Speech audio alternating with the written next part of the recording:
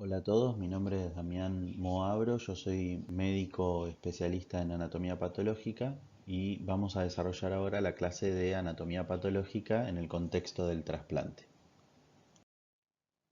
En la actualidad la patología ha crecido tanto como especialidad médica que es necesario dividirla en distintas áreas o subespecialidades. Dentro de esta situación tenemos un área o una subespecialidad dedicada exclusivamente al trasplante, que a su vez se podría dividir en los distintos tipos de trasplante que se efectúan. Cada servicio de trasplante, por este motivo, va a tener un médico hepatólogo especializado en el trasplante que ese servicio realice. El equipo interdisciplinario de este servicio va a consensuar, junto con el patólogo, el protocolo de muestra a realizar en cada situación clínica, en cada paciente, para que el patólogo pueda efectuar su estudio histopatológico correspondiente. Este estudio histopatológico va a ser efectuado a través de la microscopía óptica, que se va a complementar con técnicas como la inmunofluorescencia o la inmunohistoquímica y que en algunas situaciones particulares puede necesitar a su vez del estudio ultraestructural a través de la microscopía electrónica. Para evaluar el material de biopsia a través de la microscopía óptica, vamos a tener que efectuar técnicas de coloración. La técnica de coloración de rutina es la denominada hematoxilina eosina, nombre que recibe por los dos colorantes utilizados. La eosina le va a otorgar un color rosado a las estructuras básicas y la hematoxilina le va a otorgar un color azulado a las estructuras ácidas. En esta imagen ejemplificadora lo que estamos viendo es un corte histológico de una biopsia miocárdica en donde se señala con la flecha negra uno de los linfocitos que comprometa esa estructura vascular que se ve en el centro de la fotografía a través de lo que es el proceso de rechazo agudo. Recién les dije que la microscopía óptica en algunas situaciones va a ser complementada por la inmunofluorescencia. Esta técnica no utiliza el haz de fotones para la visualización del corte histológico, sino que utiliza la luz ultravioleta.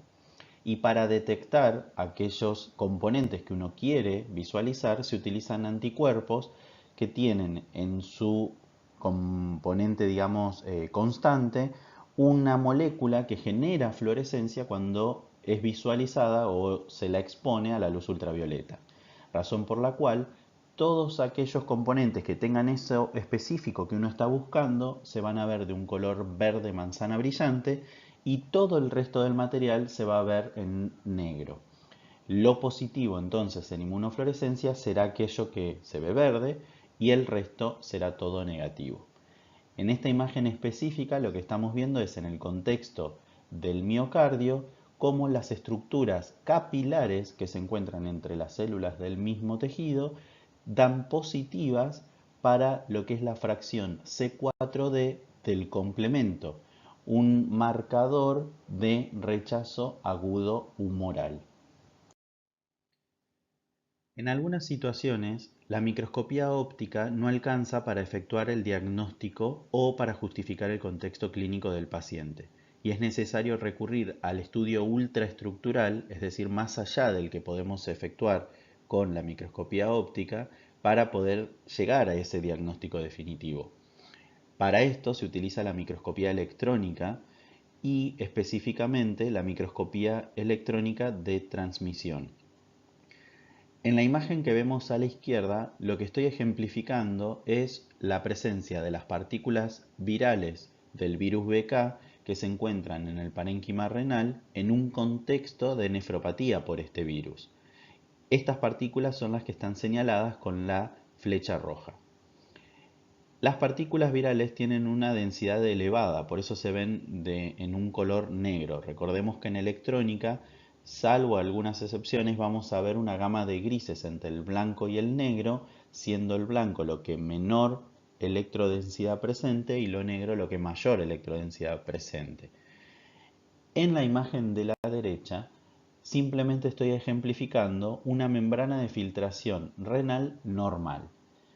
La imagen es normal, pero es para que puedan ver que podemos identificar cada uno de los constituyentes de esta membrana de filtración. Si tuviéramos un contexto clínico de proteinuria y esa proteinuria no se explicara solo por los hallazgos morfológicos de la microscopía óptica, podríamos efectuar un estudio de microscopía electrónica para evidenciar si hay alteraciones estructurales de esta membrana que justifiquen la proteinuria del paciente. A continuación vamos a hablar de anatomía patológica en el contexto del trasplante cardíaco. El corazón se encuentra constituido por tres capas denominadas de interno a externo, endocardio, miocardio y epicardio, siendo este último la hoja visceral de la serosa que recubre el órgano denominada pericardio. Si efectuáramos un corte histológico a la altura de la unión entre endocardio y miocardio, como señala el cuadro celeste, podríamos observar lo que se encuentra en la fotografía de la derecha. En la misma estamos viendo un corte histológico coloreado con hematoxilina eosina en un aumento de 200 por y podemos observar hacia la región superior de la misma el epitelio plano simple y el tejido conectivo laxo que constituyen al endocardio, y además cómo este tejido conectivo laxo, que se encuentra por debajo del epitelio, se relaciona íntimamente con las células musculares cardíacas del miocardio subyacente. Como vemos en la imagen de la izquierda, a 40 por, el miocardio está constituido no solo por las células musculares cardíacas, sino también por el tejido conectivo laxo que relaciona los distintos grupos de las células musculares entre sí. A mayor aumento, en la imagen de la derecha, podemos identificar las características propias de las células musculares cardíacas. Me refiero al núcleo elongado central, la presencia de los discos intercalares y estriaciones transversales, y además las bifurcaciones de los extremos celulares, pero además podemos identificar la escasa cuantía de tejido conectivo vascularizado que se encuentra entre cada una de estas células. Este tejido conectivo y los capilares que transcurren a través de él son importantes para mantener la nutrición y el metabolismo de estas células, y además en lo que hace al estudio de una biopsia en el contexto del trasplante cardíaco es importante porque en esos vasos sanguíneos, específicamente capilares, podemos encontrar algunos signos que denoten o sean sugestivos de rechazo. La muestra para estudio histopatológico en trasplante cardíaco va a ser obtenida a nivel del tabique interventricular y se denomina biopsia endomiocárdica, siendo en la actualidad el método gold standard para la detección precoz del rechazo. Esta biopsia va a tener que cumplir ciertos parámetros para poder ser considerada satisfactoria al momento de su evaluación. Va a estar constituida principalmente por 4 fragmentos de miocardio. Cada fragmento va a tener un tamaño aproximado de 3 a 4 milímetros en su dimensión mayor, y a su vez tiene que estar constituido por un mínimo de 50% de miocardio. Como se toma a nivel de la cavidad cardíaca, recordemos que también va a estar constituida por endocardio.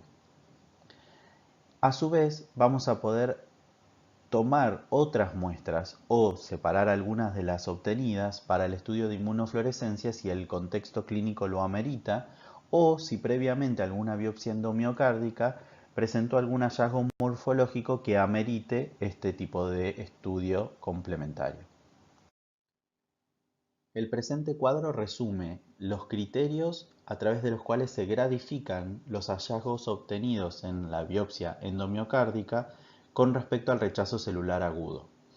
Vamos a tener en cuenta que el mismo se puede dividir en 3 grados, siendo el grado 1 el compromiso unifocal a través de un infiltrado linfocitario perivascular o intersticial, el grado 2 aquel que representan 2 o más focos y que además se asocia a daño de la célula miocárdica, y un grado 3 o severo cuando además de la multifocalidad, el daño celular o incluso si este fuera difuso, se asocian factores como edema, hemorragia o incluso vasculitis.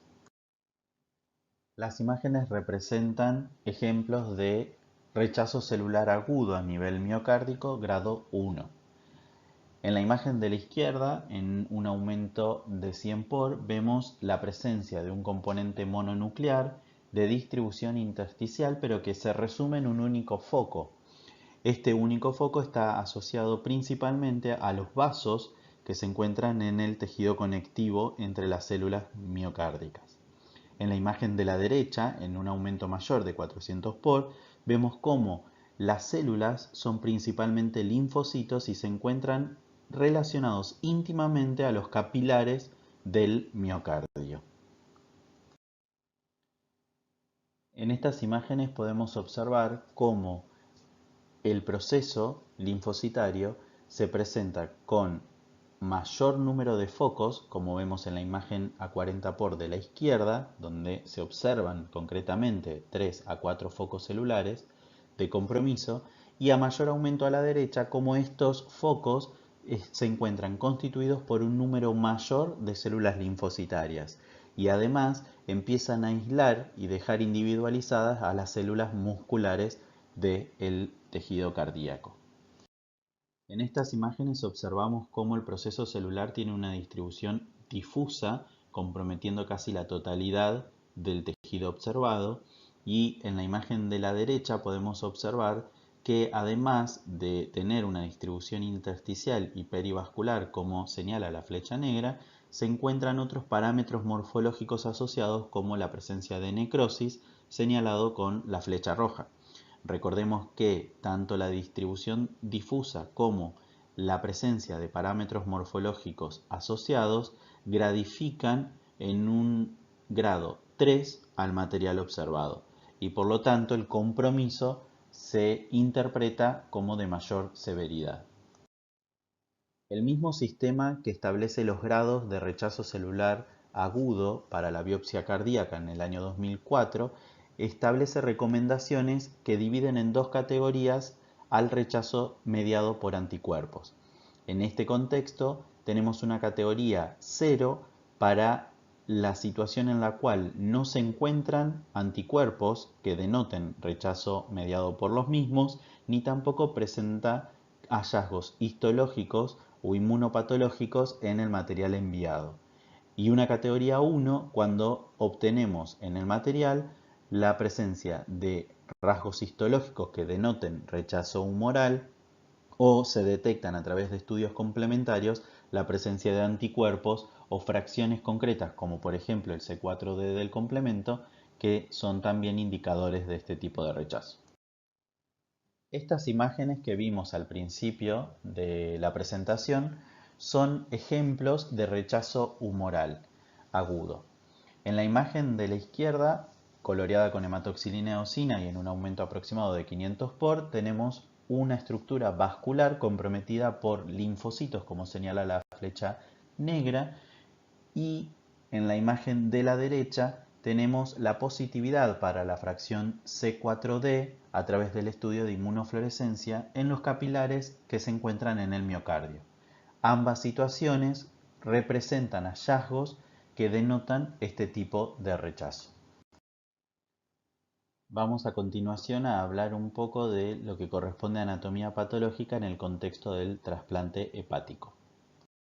Si efectuáramos un corte histológico del parénquima hepático a nivel del recuadro celeste, podríamos observar lo que vemos en la diapositiva siguiente.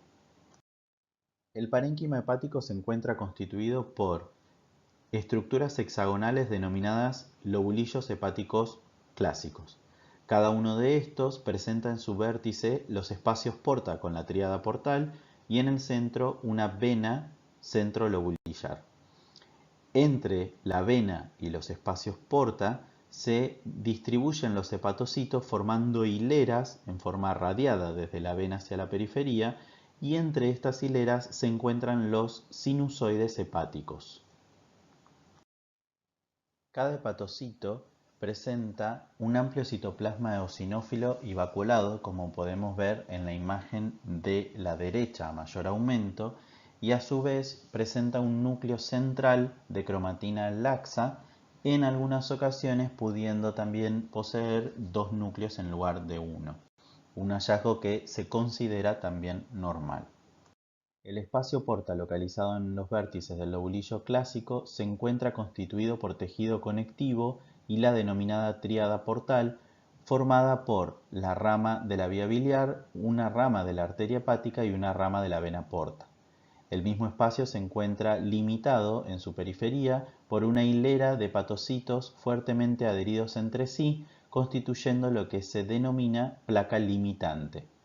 Esta placa limitante es importante porque muchas veces el proceso linfocitario afecta solo el espacio porta, pero si afecta a la placa limitante y se extiende al parénquima del lobulillo adyacente, implica una mayor severidad del proceso.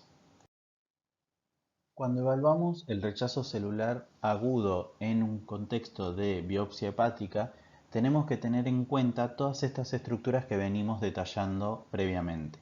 Entonces vamos a considerar tres categorías principales, de acuerdo a dónde se presenta el proceso inflamatorio. Una categoría va a implicar el compromiso de la inflamación a nivel del espacio porta. Otra categoría principal es la inflamación o lesión de las estructuras ductales biliares. Y la tercera categoría a considerar es la inflamación venosa y el compromiso endotelial de la vena centrolobulillar. Cada una de estas categorías va a ser puntuada o calificada de 1 a 3 dependiendo la severidad del proceso que presente.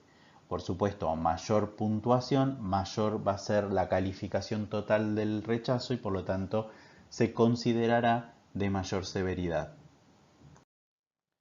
Las imágenes representan distintos grados de afectación de la tríada portal en el espacio porta por el proceso linfocitario o inflamatorio. En la imagen rotulada como A, el proceso es leve. Fíjense que tenemos que observar la mayor aumento para poder identificar la presencia de las células comprometiendo al espacio porta. En cambio, tanto en la imagen B como en la imagen C, el proceso ya se identifica a menor aumento, dado que tiene una cuantía celular mayor y en el caso de la imagen C, además, porque compromete más de un espacio porta. Las siguientes imágenes son ejemplificadoras del compromiso ductal por el rechazo celular agudo. En estas imágenes lo que estamos viendo es cómo el proceso se encuentra distribuido en forma concéntrica alrededor de dos estructuras ductales y las mismas presentan destrucción a expensas del compromiso inflamatorio. En el caso de la imagen A se puede ver cómo el epitelio se vacuoliza por el compromiso de linfocitos intraepiteliales y en la imagen B se ve cómo el contorno de la estructura ductal se desdibuja a expensas de la destrucción que este ducto presenta por el compromiso inflamatorio.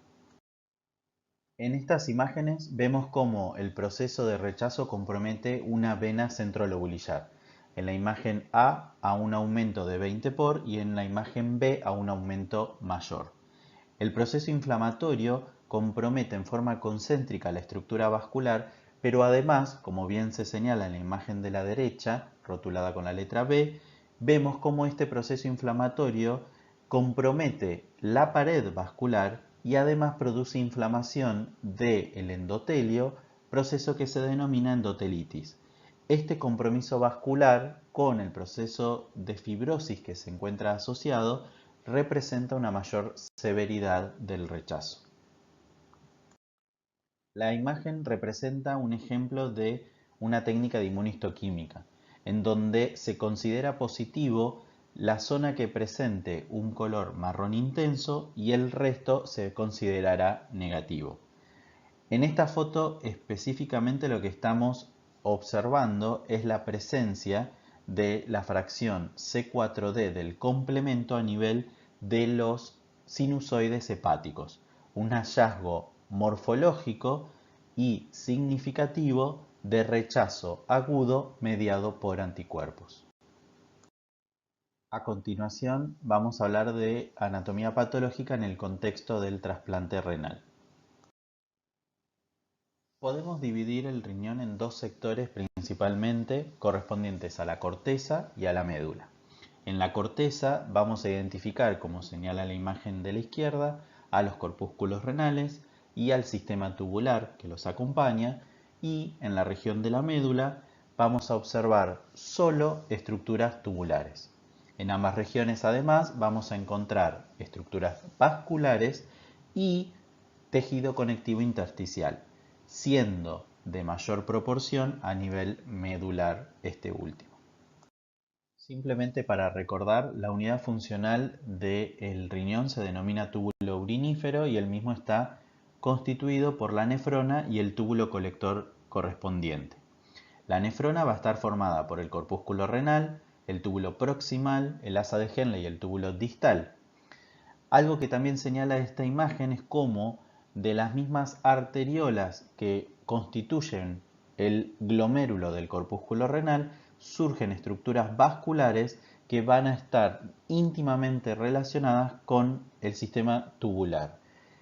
De estos quiero destacar sobre todo a los capilares peritubulares, que son utilizados para identificar hallazgos morfológicos de rechazo en las biopsias renales.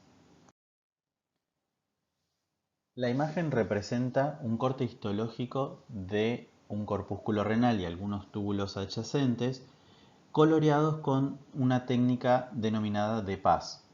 Esta técnica de Paz es importante porque nos permite poner de manifiesto y evaluar en una microscopía óptica las membranas basales del endotelio vascular del glomérulo, de las estructuras vasculares no glomerulares, como las arteriolas aferente y eferente, y además las membranas basales del epitelio de los túbulos y de la cápsula de Bowman. A su vez, la matriz del mesangio que sostiene al glomérulo en el corpúsculo renal sobre el polo vascular también es Paz positiva. Recordemos que el corpúsculo renal entonces va a estar formado por un glomérulo que está constituido por capilares de tipo fenestrado que surgen de la arteriola aferente que llega al corpúsculo renal. Estos capilares se van a reunir en el polo vascular para originar a la arteriola eferente que egresa de este corpúsculo. También va a estar constituido por un mesangio que sirve de sostén para estas estructuras y una cápsula de Bowman que va a presentar dos hojas, una visceral íntimamente relacionada a los capilares fenestrados, constituidas por células denominadas podocitos, y una cápsula parietal que se encuentra constituida por un epitelio plano simple. Entre ambas hojas de la cápsula de Bowman se establece el espacio urinario o de Bowman. Las siguientes imágenes fueron tomadas con un objetivo de 100 por y utilizando aceite de inmersión, por eso presentan una calidad y un detalle mayor de lo que observamos. Hacia la izquierda vemos un túbulo proximal y cómo está constituido por un epitelio cilíndrico simple con microvellosidades en su región apical. Hacia la derecha un túbulo distal donde las células presentan una altura menor, siendo este epitelio cúbico simple o cilíndrico simple bajo y sin microvellosidades apicales. Y por último, hacia la región inferior de la diapositiva, en la imagen podemos observar un segmento delgado del asa de Henle en un corte transversal, viendo que está constituido por un epitelio plano simple y además estructuras capilares peritubulares con contenido hemático en su interior. Una vez efectuado el trasplante, el estudio histopatológico del injerto se hará a través de una toma de muestra que se denomina punción biopsia. Con esta técnica lo que vamos a obtener como muestra es un cilindro de parénquima renal constituido por corteza y médula. Para considerarlo satisfactorio a este cilindro renal, vamos a tener que el mismo va a tener que estar constituido por una longitud de 1 a 2 centímetros, un diámetro de 3 milímetros, aproximadamente 10 corpúsculos renales y por lo menos una o dos arterias interlobulillares para ser evaluadas. Esto es importante porque, al igual que en el resto de los órganos, el rechazo va a ser evaluado a nivel de las estructuras parenquimatosas pero también vasculares. El estudio se hará a través de la microscopía óptica, idealmente acompañado por la inmunofluorescencia, que presenta una sensibilidad mayor a la inmunohistoquímica para detectar, por ejemplo, la fracción C4d del complemento, y de ser necesario, según los hallazgos morfológicos o el contexto clínico, se acompañará de la evaluación ultraestructural con la microscopía electrónica. Al momento de evaluar la biopsia renal vamos a considerar el tiempo transcurrido desde el momento de efectuado el trasplante hasta el momento de la toma de muestra. Esto es importante porque dependiendo del periodo transcurrido vamos a tener distintos procesos que pueden afectar el injerto. En el periodo denominado inicial, que se considera hasta el primer mes post-trasplante, podemos tener situaciones extremadamente abruptas como el rechazo hiperagudo, que generalmente compromete en los primeros días después o primeras horas después del trasplante, o podemos tener situaciones de isquemia aguda, necrosis tubular aguda o incluso rechazos agudos acelerados que comprometen al riñón después de la primera semana de efectuado el trasplante. En el periodo denominado consolidado, entre 1 y 3 meses posterior al trasplante, vamos a considerar el rechazo agudo, ya sea mediado por la inmunidad celular o por la humoral, pero además vamos a considerar los procesos infecciosos que pueden afectar al paciente en su contexto de inmunodepresión. En el periodo crónico, posterior a los 3 meses del trasplante, vamos a considerar los factores inmunológicos que pueden desencadenar, por ejemplo, la denominada glomerulopatía del trasplante o aquellos factores no inmunológicos que pueden afectar al riñón, como por ejemplo los fármacos y su nefrotoxicidad. Para la evaluación de la biopsia renal se utiliza la clasificación de Banff, que se revisa cada 2 años y divide en 6 categorías los procesos que puedan ser diagnosticados en la biopsia renal. La categoría 1 se reserva para la biopsia que presenta rasgos morfológicos normales o cambios inespecíficos. La categoría 2 para cambios mediados por anticuerpos o la detección de C4d a través de técnicas complementarias. La categoría 3 para los cambios limítrofes o sospechosos de rechazo agudo mediado por células. La categoría 4 para el rechazo mediado por células. La categoría 5 para la fibrosis intersticial y atrofia tubular, y la categoría 6 para otros cambios que no se consideren relacionados al rechazo agudo o crónico. La imagen representa un corte histológico de parénquima renal a nivel cortical con una técnica de coloración especial denominada metenamina de plata y observada a 100 por. Esta técnica de coloración utiliza sales de plata que impregnan en membranas basales vasculares y tubulares. La imagen nos demuestra en la región izquierda una arteria comprometida a nivel de su íntima por un proceso principalmente mononuclear. Este proceso o este hallazgo morfológico en las primeras horas o dentro de los primeros días post-trasplante es un hallazgo significativo de rechazo hiperagudo. El rechazo celular agudo se puede presentar en forma de tubulitis, es decir, con compromiso del epitelio tubular. En la imagen de la izquierda de esta diapositiva estamos viendo cómo el proceso se encuentra distribuido en forma difusa, comprometiendo el intersticio y las estructuras tubulares. En la imagen de la derecha, una técnica de PASA 100 por, podemos observar los linfocitos que se ubican entre las células epiteliales que revisten la luz tubular. A la derecha de la imagen, además, podemos observar algunas luces tubulares que han perdido células epiteliales dado el grado de destrucción a expensas del proceso inflamatorio. Estas imágenes representan otros ejemplos de tubulitis. Hacia la izquierda una técnica de metenamina de plata, en donde vemos linfocitos ubicados entre las células epiteliales que revisten la luz tubular, y hacia la derecha una hematoxilina eosina, en donde cuesta identificar las estructuras tubulares dado el grado de destrucción que las mismas presentan y el extenso y florido proceso inflamatorio que acompaña la destrucción de estas estructuras tubulares. Como les comenté previamente, el rechazo celular agudo puede comprometer, y habitualmente lo hace, las estructuras vasculares.